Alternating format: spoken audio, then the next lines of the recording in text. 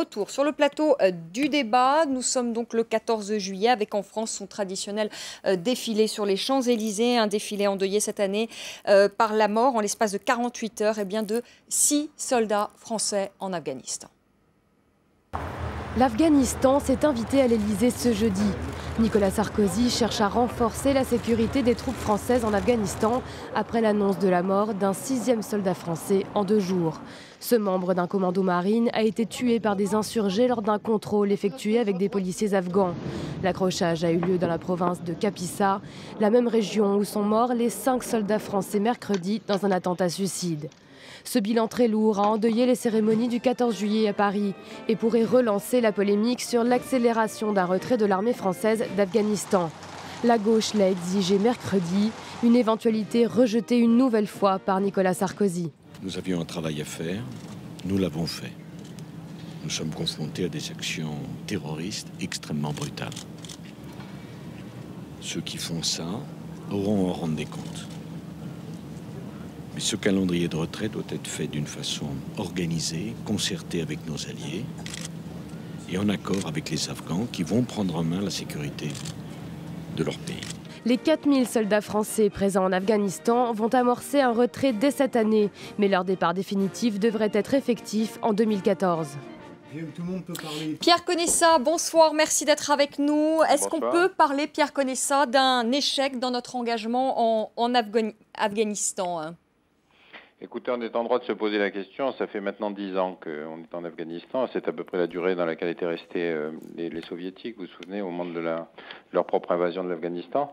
L'Afghanistan était l'exemple même de pays dans lequel nous sommes allés par solidarité avec les Américains. C'était à l'époque un gouvernement de gauche, d'ailleurs. Et dans lequel la conduite des opérations a été faite de telle manière que c'était une espèce d'ineptie totale. Ça n'a pas été dit par moi, d'ailleurs ça a été dit par des généraux américains.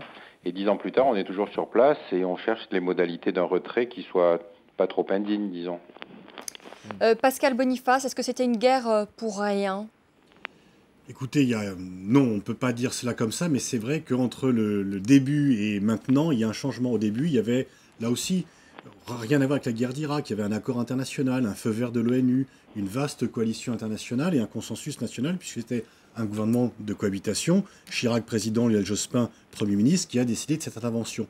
Et effectivement, comme l'a dit Pierre Conessa, par la suite, les Américains, la guerre est américaine. Le renforcement de notre présence, une fois que Nicolas Sarkozy a été élu président, alors que Jacques Chirac, lui, avait plutôt diminué notre participation, ça a été fait non pas par rapport à la situation d'Afghanistan, mais par rapport à la situation entre la France et les États-Unis. Et puis lorsque les Américains décident de partir, on est un peu mis devant le fait accompli. Le moins qu'on puisse dire, c'est qu'il n'y a pas une négociation très forte entre les Américains et les autres, et on suit le mouvement. Donc on est un petit peu à la traîne des Américains, parce que la guerre est internationale, mais la décision, elle est purement américaine, elle est quand même très largement américaine. Et puis cette guerre qui avait des buts initiaux très simples, très clairs, chasser les talibans, mettre Ben Laden hors d'état de nuire. Après, on a empilé un tas d'obligations, construire un état de droit, reconstruire l'Afghanistan, libérer les femmes, défendre les valeurs de la société française ou occidentale, ce qui fait qu'aujourd'hui, effectivement, on cherche la sortie, tout le monde cherche la sortie, Obama le premier parce qu'il est confronté à des élections en 2012 et qu'il sera en grande partie jugé là-dessus. Les Américains commencent à trouver que ça fait cher en hommes et en argent, au moment où ils ont des grands besoins sur d'autres sujets, et donc Obama veut se présenter devant ses électeurs en disant qu'il a trouvé la porte de sortie. Heureusement, Ben Laden a été exécuté. Donc cela permet de sortir de façon honorable en disant que la mission principale a été accomplie. Ce qui se passera après le retrait des forces occidentales est une autre histoire, mais le fait de rester éternellement n'arrangera pas la situation. Ce que vous disiez, ce que disait finalement aussi le général Desportes, on dépend peut-être encore aujourd'hui beaucoup trop des Américains. Mathieu Mabin, 10 ans que les soldats français sont en Afghanistan. On a perdu 70 soldats français dans ce conflit.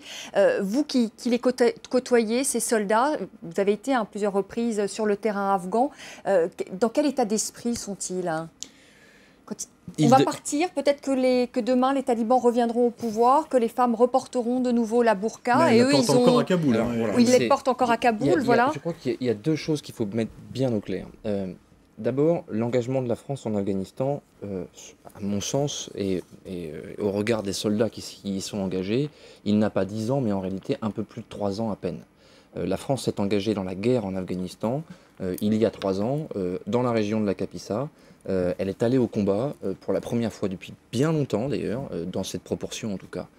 Donc la guerre des Français, elle a 3 ans. Dans une région qui est extrêmement circonscrite, l'histoire des Français en Afghanistan, finalement, évidemment, elle est liée à celle des Américains. Nos invités nous le disaient à l'instant. Nous avons hérité de cette guerre. Nicolas Sarkozy en a hérité alors qu'il n'en voulait pas. Il faut se souvenir de ses propos pendant la campagne. Il disait « La France n'a pas vocation à rester en Afghanistan ». Il ne faut pas oublier ça, c'est important. Et puis il y a eu un tournant au moment de l'embuscade où 10 soldats français sont morts en 2008. Et puis tout à coup, la France a découvert qu'elle faisait la guerre en Afghanistan. Il faut se souvenir de la stupéfaction de nos parlementaires, notamment, quelques jours après cette fameuse embuscade d'Ouzbine, qui disaient mais on ne comprend pas ce qui se passe, on fait la guerre et on n'est pas au courant. Bon, ça c'est le premier postulat. Le second, c'est que aujourd'hui, de la même manière que la France a hérité de cette guerre en Afghanistan, elle risque d'hériter de la défaite. Mais de manière totalement indépendante de son action dans la région qui lui est circonscrite, dans la Kapisa. La défaite, on y va tout droit, ni plus ni moins. On parle de retrait avant même d'avoir attaqué le corps du problème. Lorsqu'on entend Nicolas Sarkozy qui affirme aujourd'hui, place de la Concorde, qu'on avait un travail à faire, que le travail avait été fait, c'est pas inexact, sans vouloir provoquer le président de la République, ça se rapproche du mensonge. Comme lorsque Gérard Longuet dit qu'il y a une évolution favorable sur le terrain afghan. Vous voulez peut-être réagir, hein, Pierre Conessa? Oui, je voudrais mettre en garde contre le genre d'analyse qui vient d'être fait, parce que, si vous voulez, quand on envoie des hommes en uniforme sur un terrain, même si on prétend qu'ils ne sont pas là pour faire la guerre, il faut penser à ce que l'autre se pose comme question. Et même si on ne s'est engagé durement dans des opérations militaires que depuis 3 ou 4 ans, il reste que pour les Afghans, l'arrivée de soldats en uniforme, c'est une guerre. Bon. Et donc quand on s'aperçoit qu'on a 27 000 soldats qui sont aujourd'hui à l'extérieur, certains dans des cantonnements qui sont des cantonnements résultant d'accords de défense et d'autres qui sont dans des opérations militaires, il ne faut pas s'imaginer que les autres vont venir dans les nuances de la politique française pour se demander si on est en guerre ou si on n'est pas en guerre. Ça, c'est la première remarque. Rappelez-vous d'autre part que la dernière fois qu'on a envoyé des militaires faire de l'action humanitaire, c'était en Somalie. Les Somaliens n'y ont pas cru une minute, ils n'ont pas pensé du tout que c'était l'opération humanitaire, en tout cas les chefs de guerre ne l'ont pas pensé comme ça. Donc on a surutilisé l'outil militaire pour des tas d'opérations et d'actions de politique extérieure, et on s'étonne aujourd'hui que, effectivement, l'armée française ait des problèmes de surchauffe. Louis Gauthier, les socialistes demandent aujourd'hui un retrait plus rapide de nos soldats en Afghanistan. Normalement, le retrait final, ce devrait être 2014. Est-ce qu'ils ont raison ? D'abord, je voudrais dire qu'aujourd'hui, on est tous nécessairement frappés dans l'émotion de ce deuil national et dans une affliction forte. Et en même temps, en devant passer un message de soutien aux armées qui conduisent ces opérations difficiles sur le terrain. Cela dit, et tous vos interlocuteurs l'ont constaté, on est aujourd'hui dans une impasse en Afghanistan. Ce constat a été fait depuis maintenant plusieurs mois, voire plusieurs années. L'opération a changé de nature par rapport à ce qu'elle était à l'origine, détruire le sanctuaire d'Al-Qaïda. Et aujourd'hui, effectivement, la France est à la traîne de position, et notamment du retrait américain.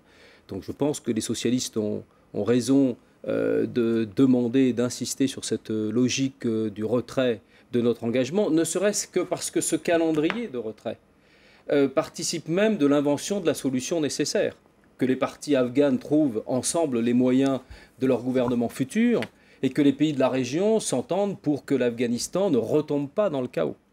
Aujourd'hui, les forces qui sont en Afghanistan sont aussi une partie du problème. Et le retrait est peut-être une amorce de la solution. On l'a vu en Irak, tout ne sera pas facile, ce sont des choses extrêmement compliquées. Et ça me permet de revenir sur ce que disait le général Desportes tout à l'heure. Le temps dans les opérations militaires fait inévitablement évoluer les finalités. Parfois positivement, comme au Kosovo. On est resté longtemps au Kosovo, après une campagne aérienne qui a été intense, puis ensuite une action d'interposition au sol, et enfin on voit aujourd'hui la stabilisation qui règne dans les Balkans, au point qu'un certain nombre de belligérants sont aujourd'hui en passe d'intégrer l'Union européenne. Sur l'Afghanistan, j'y reviens pas, on a fait le constat d'une évolution qui a été négative. Sur la Libye, c'est moins le temps, parce qu'au bout de 4 mois... C'est point d'interrogation pour la Libye. Sur la Libye, le problème, c'est qu'on n'a pas posé dès le départ, de manière, à mon avis, suffisamment claire, quels étaient les buts politiques. Et donc, on est aujourd'hui dans une confusion. Et cette confusion, d'ailleurs, elle est exprimée par les positions divergentes d'un jour du ministre de la Défense, le lendemain du ministre des Affaires extérieures. Est-ce qu'on discute avec Kadhafi? Est-ce qu'on veut que Kadhafi quitte la Libye? Est-ce que Kadhafi est un interlocuteur? Est-ce qu'il doit simplement changer de pièce? Donc là, je dirais, cette approximation, ce flou qui existe dès le départ dans cette opération, est une des raisons des difficultés que l'on connaît aujourd'hui, qui, d'une certaine manière, viennent mettre l'accent sur un échec militaire, alors qu'en réalité, la question, elle est des solutions politiques que l'on recherche. Pascal Boniface, on peut parler aujourd'hui d'échec quand même pour l'Afghanistan, un point d'interrogation pour la Libye, hein, c'est l'avenir qui le dira. Est-ce qu'on peut parler d'un succès pour la Côte d'Ivoire? Oui, pour la Côte d'Ivoire, c'est un indéniable succès. Ne parlons pas ce soir que des échecs parce que de la France. L'Afghanistan aurait pu mieux tourner. C'est vrai qu'on peut dire avec le recul, on aurait dû partir après, mais finalement, il y a eu le vide dans les années 90 qui n'a servi à rien. Donc, il n'y a pas de solution facile pour l'Afghanistan. Et pour l'instant, très honnêtement, il faut habiller l'échec. Il faut habiller l'échec pour que notre avenir ne soit pas trop compromis. Mais la Côte d'Ivoire, c'est le bon exemple. Plus, à mon avis, que le Kosovo, on a donné naissance à un État pour le moins contestable, dirigé par des gens pour le moins contestables. Et en contradiction avec ta démarche initiale. Voilà, puisque au départ, on était quand même fait... Oui, c'est sur la question du statut, mais reconnaissez quand même qu'après, parce que le Kosovo vient après la Bosnie et pouvait même déboucher sur une guerre en Macédoine, qu'il y a une stabilisation des Balkans. C'est la source de l'erreur. Mais vous avez raison, et ça revient à ce qu'on disait sur tout à l'heure. Le temps, forcément, fait évoluer les finalités. Alors revenons à la Côte d'Ivoire, où là, effectivement, il y a la bonne opération.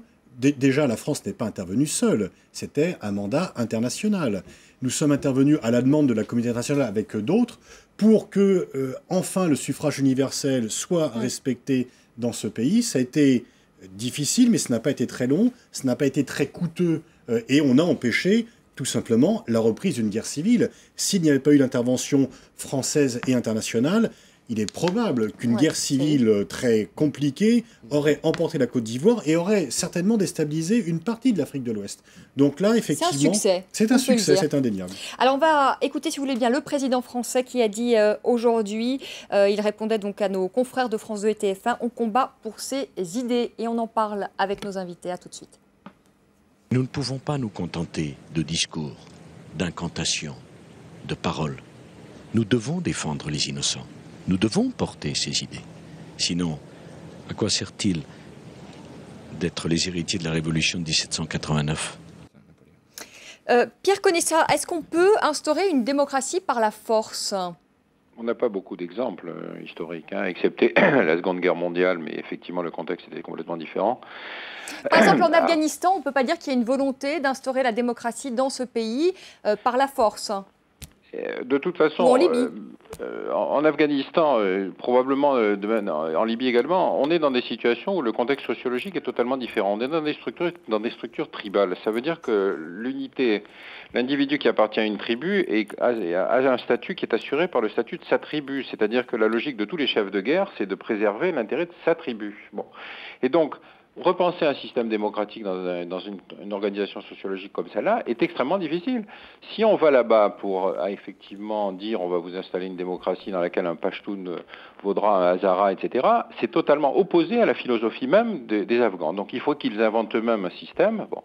Deuxième remarque sur l'adéquation entre l'objectif politique et les moyens militaires. Vous savez, quand les Américains sont allés en Irak, ils sont arrivés à cette solution extraordinaire où ils expliquaient aux Irakiens qui n'avaient plus ni l'eau, ni l'électricité, ni les services publics, ni la police, ni l'armée, parce que les Américains avaient tout détruit dans la première phase militaire, qu'ils devaient avoir de la chance d'avoir la démocratie. Si la démocratie, c'est le résultat d'une guerre qui a tout rasé, on n'installera pas la démocratie. Donc, il serait temps de se demander si les objectifs politiques sollicitent automatiquement les moyens militaires. On a eu tendance, encore une fois, à les surutiliser et à penser que c'était une voie d'action qui était légitime par nature. Il y a des aires géographiques dans lesquelles l'action militaire des Occidentaux peut avoir une légitimité, il y a des aires géographiques dans lesquelles elle n'a pas de légitimité. Rappelez-vous que l'Afghanistan a été décidé sur un coup de sang de George Bush, parce il avait déclaré ce concept idiot de la guerre globale contre le terrorisme, et au lieu de s'attaquer à Ben Laden, il s'est attaqué à l'Afghanistan. Or Ben Laden, on l'a trouvé au Pakistan. Et la Libye, c'est légitime, Pierre Conessa, aujourd'hui ? Écoutez, au départ, moi j'étais effectivement convaincu que c'était légitime. Maintenant, on s'aperçoit que les fissures et les fractures internes de la société libyenne vont probablement donner naissance, si jamais le colonel Kadhafi quitte le pouvoir, à quelque chose qui ressemblera fort, disons, à une dispute sociale, pour ne pas parler de guerre civile. Hein. Donc, encore une fois, est-ce que l'objectif, c'est de défendre des valeurs en expliquant qu'il faut sauver des populations en imposant un système politique dont on ne voit pas très bien exactement la définition? Quand on a créé l'action militaire, on a changé la situation politique et après, ben, ma foi, on n'est plus capable de la gérer. Pascal Boniface, l'Afghanistan, la Libye, ce sont des guerres justes? Je ne sais pas ce que c'est qu'une guerre juste, on ne fait pas Mais des instaurer la démocratie par la force? Aucune démocratie n'a été instaurée par la guerre ni par la force. Donc c'est une erreur, l'Afghanistan? Non, la Libye aussi, ce qu'on fait aujourd'hui? Il faut voir nos intérêts. On ne fait pas la guerre, ça c'est l'habillage politique, parce qu'on fait la guerre pour des intérêts, pas pour des idées. Il n'y a aucune guerre qui n'a été faite pour on défend des intérêts. Ah, c'est terrible ce que vous dites. Donc nous ne faisons pas la guerre pour des idées en fait. Donc mais quand non, Nicolas Sarkozy dit on combat pour ses idées... Il fait de la communication politique, parce que, bon, mais voilà. Et nos intérêts, je n'ai vu aucune démocratie être instaurée par la guerre. Y compris l'exemple que Pierre Conessa cite, la Seconde Guerre mondiale, on a rétabli finalement la démocratie en Allemagne, on est revenu à la situation d'avant 1933. Et au Japon, ok, c'est un peu différent, mais enfin, s'il faut 2 bombardements nucléaires et raser un pays pour instaurer la démocratie, le prix est un peu lourd. La guerre n'a jamais instauré la démocratie, nulle part, nulle part, nulle part. Et la guerre n'est pas faite pour cela, par ailleurs. Donc il n'y a pas d'exemple, on peut dire que aujourd'hui vous pensez... Mais pour la Côte d'Ivoire, par exemple, on instaure d'une certaine manière la démocratie en Côte d'Ivoire. On n'a pas fait la guerre en Côte d'Ivoire. On a fait l'opération de police, on n'a pas fait une guerre. Est-ce que vous pensez qu'aujourd'hui il vaut mieux être irakien ou égyptien? Est-ce que vous pensez qu'il vaut mieux être tunisien ou irakien? Eh bien, les Tunisiens, les Égyptiens, ils ont instauré leur démocratie tout seuls. Les Ivoiriens, il faut les aider, bien sûr. Nous avons aidé les Ivoiriens à consolider une démocratie naissante. Mais si on avait envoyé une force expéditionnaire faire la guerre en Côte d'Ivoire, eh bien, nous aurions été vaincus et la démocratie n'aurait pas pris. Donc, il n'y a pas... Et vous pensez qu'en France, la démocratie a été faite par une guerre extérieure? Non. Nous l'avons fait nous-mêmes il n'y a aucun exemple historique d'une démocratie qui aurait été amenée dans les fourgons d'une armée étrangère. Oui, je partage les idées de Pierre Conessa et de Pascal Boniface. Cela dit, je prendrais quand même un peu un ton au-dessous, parce qu'autrement, c'est très désespérant. On voit bien qu'on est dans une phase de mondialisation où la communauté humaine existe au niveau international. On voit bien qu'il y a des principes internationaux qui ont besoin de triompher, qu'il faut aider ce droit international en cours de constitution à avancer. Alors bien sûr, on n'impose pas ses idées ou ses valeurs aux autres. Bien sûr, on n'impose pas la démocratie par le canon ou à la pointe des fusils. Mais si on veut favoriser une société internationale dans laquelle le droit existe, le droit international existe, les droits de l'humanité existent, et quand même, on a été en Côte d'Ivoire pour empêcher des massacres. Et on les a empêchés. Quand on est intervenu en Libye, et je pense que sur la première phase de l'opération, beaucoup étaient d'accord, c'était pour empêcher le bombardement de victimes, de populations civiles désarmées. Donc, je dirais que tous les deux ont raison de dire faisons très attention, il n'y a pas de guerre juste, ne croyons pas qu'on impose les choses par les armes, et que le plus important, c'est de permettre d'une certaine manière par ces interventions aux sociétés de retrouver les voies de l'état de droit, du débat pour elles-mêmes, qui permettent de faciliter des solutions politiques internes qui ne se fassent pas au mépris du droit et au mépris des droits de l'homme en particulier. On arrive malheureusement, oui je sais Pierre Conessa, malheureusement on arrive au terme de ce débat, on est pris par le temps, alors peut-être pas imposer la démocratie par la force, mais peut-être aider ceux qui veulent instaurer la démocratie dans leur pays, c'est peut-être ça notre mission, en tout cas. Et c'est pas forcément par les armes, il y a d'abord les solutions politiques. Merci à tous les quatre. Merci beaucoup Pierre Conessa d'avoir été avec nous en direct dans la deuxième partie de ce débat. C'est la fin de cette émission. Je vous retrouve demain à 19h10 pour un nouveau débat. Ce sera d'ailleurs une semaine dans le monde. Nous décrypterons toute l'actualité de la semaine avec nos éditorialistes. Très belle soirée, à demain.